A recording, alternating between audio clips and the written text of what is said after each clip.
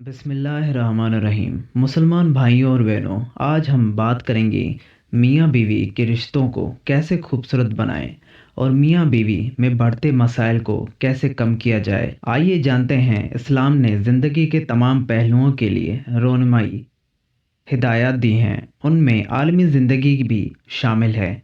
अगर उन हिदायत पर सही तरीके से अमल किया जाए तो खुशगवार अज़दवाजी ताल्लुक़ वजूद में आ सकता है। देखने में आता है कि अज़दवाजी ताल्लुक़ भी तश्कील अमूमन अल्लाह और उसके रसूल के बताए हुए तरीके के मुताबिक नहीं की जाती। निकाह के बाद ज़ौजीन ख़ानदान के बुनियादी अकायद तश्कील देते हैं। कुरान मजीद में इंतहाई एजाज़ व एजाज़ के साथ ज़ौजीन के हुकूक व फ़राइज़ का तज़किरा किया गया है। अल्लाह ताला का इरशाद है, औरतों के लिए भी मारूफ तरीके पर वैसे ही हुकूक हैं जैसे मर्दों के हुकूक उन पर हैं। जब दोनों अपनी अपनी हदूद से निकल जाते हैं तो बीवी नशूज़ नाफरमानी का रास्ता इख्तियार करती है और शोहर जुल्म का नतीजा उसका घर की बर्बादी का सिवा कुछ नहीं होता। यही वो खराबी है जो शोहर को तलाक पर आमादा करती है और वो बीवी से जान छुड़ाने पर मजबूर हो जाता है और बीवी शोहर से बेजार हो जाती है। इसलिए आयत करीमा के आखिर में इस बुनियादी खराबी की तरफ तवज्जो दिलाते हुए फरमाया कि शोहरों को हरगिज़ ये नहीं समझना चाहिए कि हुकूक सिर्फ़ उन्हीं के लिए हैं और बीवियां तो घर में सिर्फ़ ज़िम्मेदारियों का टोकरा उठाने के लिए आती हैं। इसलिए फरमाया, और उन औरतों के दस्तूर के मुताबिक इसी तरह हुकूक हैं जिस तरह दस्तूर के मुताबिक उन पर जिम्मेदारियां हैं। यानी औरतों पर सिर्फ जिम्मेदारियों से ही नहीं बंधी, बल्कि अल्लाह ने शोहरों पर उनके हुकूक भी रखे हैं। जिस तरह शोहरों के हुकूक बीवियों के ज़िम्मे दस्तूर का हिस्सा हैं, इस तरह बीवियों के हुकूक शोहरों के ज़िम्मा है। इनमें से किसी भी की पामाली नहीं की जा सकती और किसी को नज़रअंदाज नहीं किया जा सकता। बीवियों का ताल्लुक चौंका सिर्फ नाजुक से है। इसलिए आप हज़रत सल्लल्लाहु अलैहि वसल्लम ने बार बार उनके हुकूक की अदायगी की ताकीद फरमाई है और यहाँ तक फरमाया है कि अगर तुम उनके हुकूक को पामाल करके उन पर जुल्म करोगे तो क़यामत के दिन में खुद तुम्हारे खिलाफ इस्तगासा दायर करूँगा। तुम्हें मालूम होना चाहिए कि तुमने अल्लाह के नाम पर अपनी बीवियों को अपनी हिफाजत में लिया है। तो जब तुम उन पर जुल्म करते हो तो अल्लाह की ज़मानत को चैलेंज करते हो। चनाचा अगर शोहर बीवियों के हुकूक का एहसास करें और इस बात से डरें कि बीवियों पर जुल्म क़यामत के दिन उन्हें बड़ा महंगा पड़ेगा, तो घर में कम से कम शोहरों की जानिब से बीवियों को किसी अबतरी का अंदेशा नहीं रहता। लेकिन जिस तरह शोहर के जुल्म से घर बर्बाद होता है और बीवी के जुल्म की तस्वीर बन के रह जाती है, इस तरह बीवी का अपनी हुदूद से निकल जाना और शोहर के शोहर होने का हक को चैलेंज करना शुरू कर देना वो जहर है जिससे घर की फ़िज़ा मासूम हो जाती है। इसके असरात औलाद पर भी पड़ते हैं और शोहर भी उससे मुतासर होता है। इसलिए जिस तरह शोहर को बीवी के हुकूक के हवाले से जुल्म करने से रोका गया, इस तरह मर्दों को औरतों पर एक दर्जा तरजीह दी गई है और इस तसव्वुर से बीवियों के तसव्वुरात की इस्तिलाह फरमाई और इनके जहन से ये बात निकाली कि तुम हमसरी और बराबरी के फ़रेब से निकलो अगर तुम घर को बचाना चाहती हो, क्योंकि दुनिया का कोई छोटा बड़ा इदारा ऐसा नहीं है जिसमें तमाम काम करने वालों को यकसां हैसियत साहिल हो। स्कूल में तमाम इस्ताज़ा हेडमास्टर नहीं होते, कॉलेज में तमाम प्रोफेसर प्रिंसिपल नहीं होते, दफातर में तमाम काम करने वाले दफ्तर के सरबराह नहीं होते, मुल्क को चलाने वाले काबीना के तमाम शरका वज़ीर आज़म नहीं होते। यही हाल एक घर का भी है। मियाँ बीवी दोनों के हुकूक हैं लेकिन दोनों बराबर नहीं हैं।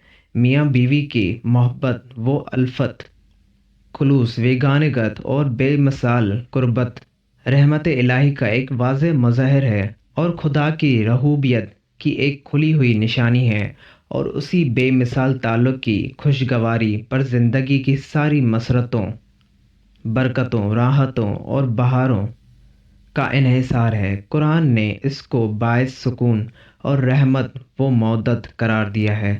ترجمہ اور اس کی نشانیوں میں سے یہ ہے کہ اس نے تمہارے ہی جنس سے تمہارے لیے جوڑے پیدا کیے تاکہ تم ان سے سکون حاصل کرو، اور اس نے تمہارے درمیان محبت اور ہمدردی پیدا کی، یقیناً اس میں بہت سکون ہے۔ اصل بات یہ ہے کہ ازدواجی زندگی کو خوشگوار بنانے اور بنائے رکھنے کے لیے ضروری ہے کہ میاں بیوی اور دونوں ہی اپنے اپنے منصبی فرائض کا حقیقی شعور و احساس پیدا کریں، اور اپنے اپنے دائرے میں رہتے ہوئے پورے خلوص، دل سوزی اور مستعدی سے اپنے اپنے حصے کے ذمہ داریاں انجام دیں۔ اگر دونوں میں سے ایک نے بھی اپنے فرائض میں کوتاہی کی تو خوشگوار گھریلو زندگی متاثر ہوگی۔ میاں اور بیوی کے تعلقات میں عام طور پر تلخیاں اور ناگواریاں اس وقت پیدا ہوتی ہیں جب وہ ایک دوسرے کے حقوق کو نظر انداز کرتے ہیں اور اپنے فرائض کی ادائیگی میں کوتاہی برتنے لگتے ہیں، اور یہ ازدواجی رشتے کو مستحکم بنائے رکھنے کے لیے سب سے پہلی بات ہے۔ اس سلسلے میں اسلام کی دوسری ہدایت یہ ہے کہ خاندان کی بنیاد محبت پر استوار کی جائے۔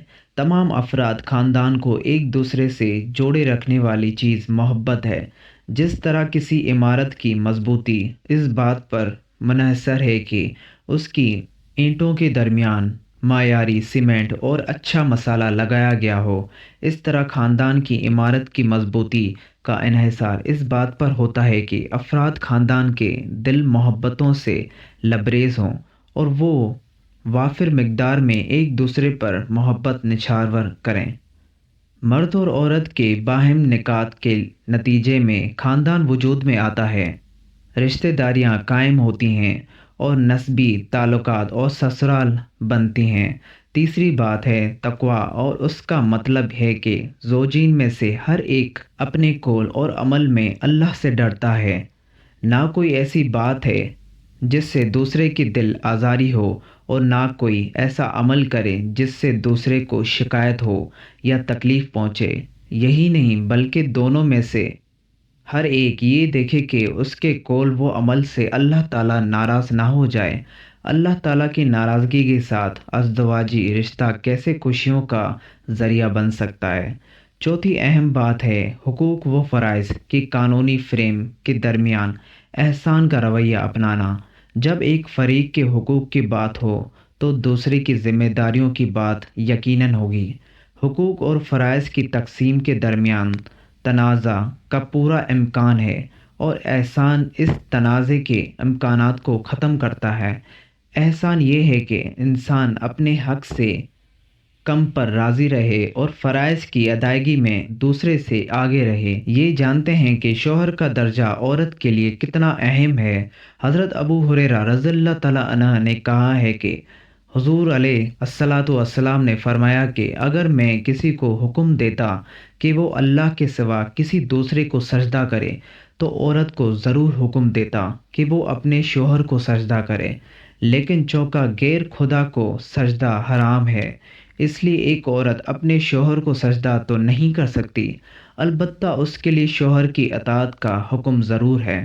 حضرت ام سلمہ رضی اللہ تعالیٰ عنہا نے کہا ہے کہ حضور صلی اللہ علیہ وآلہ وسلم نے فرمایا کہ جو عورت اس حال میں انتقال کرے کہ اس کا شوہر اس سے راضی اور خوش ہو تو وہ عورت جنتی ہے۔ رسول اللہ صلی اللہ علیہ وآلہ وسلم نے ارشاد فرمایا کہ جو شخص کریم النفس شریف ہوتا ہے وہ بیوی پر غالب ہونے کی کوشش نہیں کرتا، بلکہ بیوی کا خیال رکھتا ہے اور اس کی ناز برداری کرتا ہے، اور جو ذلیل کم حوصلہ ہوتا ہے وہ بیوی پر غالب رہنے کی کوشش کرتا ہے۔ آپ صلی اللہ علیہ وآلہ وسلم کا ارشاد ہے کہ تم میں سے بہتر شخص وہ ہے جس کا معاملہ اپنی بیوی کے ساتھ درست ہو۔ بیوی کو دبا کر رکھنا، اس پر غالب رہنا کوئی کمال نہیں۔ حضرت ابو درداء رضی اللہ تعالیٰ عنہ اپنی زوجہ سے فرماتے تھے جب میں کسی بات پر ناراض ہو جاؤں تو تم مجھے راضی کر لینا، اور جب تم ناراض ہو جاؤ تو میں تمہیں راضی کر لوں گا۔ اگر یہ بات نہ ہوگی تو ہم بہت جلد ایک دوسرے کو کھو بیٹھیں گے۔ میاں بیوی کا رشتہ دنیا کا واحد رشتہ ہے جسے اللہ تعالیٰ نے اپنی نشانیوں میں سے ایک نشانی کہا ہے، اور کسی رشتے کو اللہ نے اپنی نشانی نہیں کہا، کیونکہ یہی رشتہ معاشرے کی بنیاد ہے۔ اللہ سبحانہ و تعالیٰ نے دنیا میں جو سب سے پہلا رشتہ بنایا وہ تھا میاں بیوی کا، اور پھر سارے رشتے اس کے بعد، تو پھر یہ رشتہ تو ہے ہی ایسا کہ کتنی بھی دھوپ چھاؤں آئے اسے رشتے میں ایک دوسرے کے بغیر گزارا بھی نہیں۔ اللہ پاک تمام میاں بیوی میں حقیقی محبت پیدا فرمائے اور شیاطین کے شر سے محفوظ رکھے، آمین۔ اللہ تمام زوجین میں پیار محبت بڑھائے اور گھروں میں خیر و برکت رکھے، آمین۔